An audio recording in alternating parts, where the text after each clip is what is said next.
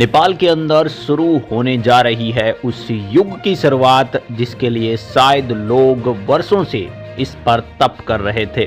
2008 के अंदर भी शायद उन्होंने गणतंत्र नेपाल की स्थापना कुछ ऐसा ही सोचकर करी होगी। और फिलहाल हम बात कर रहे हैं नेपाल के सबसे ज्यादा पॉपुलर नेता बालेंद्र शाह की, और जिसके ऊपर अब रिपोर्ट्स ऐसी आ रही हैं कि वो एक नई पार्टी लेकर आ रहे हैं।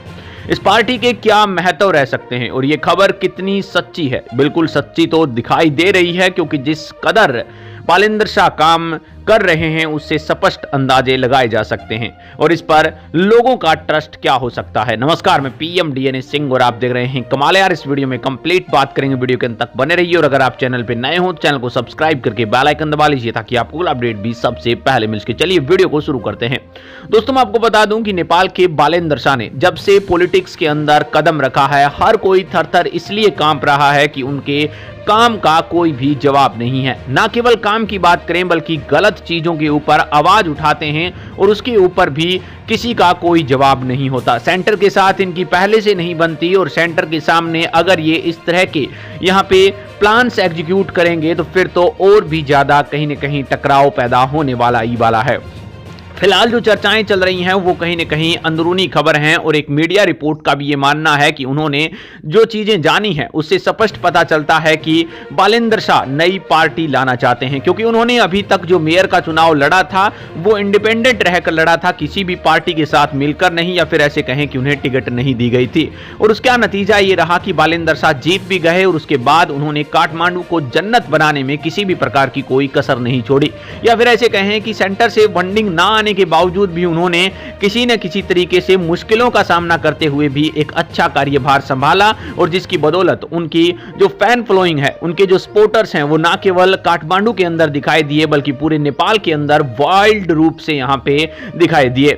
उन्होंने आवाज उठाने में भी किसी प्रकार की कोई कसर नहीं छोड़ी। बात कर सकते हैं हम इंडिया के विपक्ष में हो चाहे अमेरिका तक जैसे सुपर पावर की यहां पे विपक्ष में आवाज उठानी पड़ी तो उन्होंने उठाई और उन्होंने अपने कदम पीछे भी नहीं हटाए। इसी बेपाक इरादे के कारण नेपाल के बालेंद्र शाह आज इंडिया में और इसके साथ साथ पूरे वर्ल्ड के अंदर वर्ल्ड वाइड पॉपुलर हो चुके हैं, जिसकी वजह से अब यहां पे जो नेपाल की पब्लिक है वो तो ऐसा मानती है। नई राजनीतिक पार्टी शुरू करने के लिए बालेंद्र शाह की रणनीतिक योजनाएं। काठमांडू मेट्रोपॉलिटन सिटी के बालेंद्र शाह राष्ट्रीय राजनीति में अपनी बढ़ती भागीदारी के कारण सुर्खियों में आ रहे हैं। मेयर के रूप में अपने कर्तव्य को आगे बढ़ाते हुए बालेंद्र ने व्यापक राजनीतिक मुद्दों पर अपनी राय व्यक्त करना शुरू कर दिया है, जिससे यहां पे अटकलें लगाई जा रही हैं कि वो जल्द ही नई राजनीतिक पार्टी की स्थापना कर सकते हैं। उनके कदम पर बारीकी से नजर रखी जा रही है, क्योंकि वे नेपाल के राजनीतिक परिदृश्य में महत्वपूर्ण बदलाव का संकेत दे सकते हैं।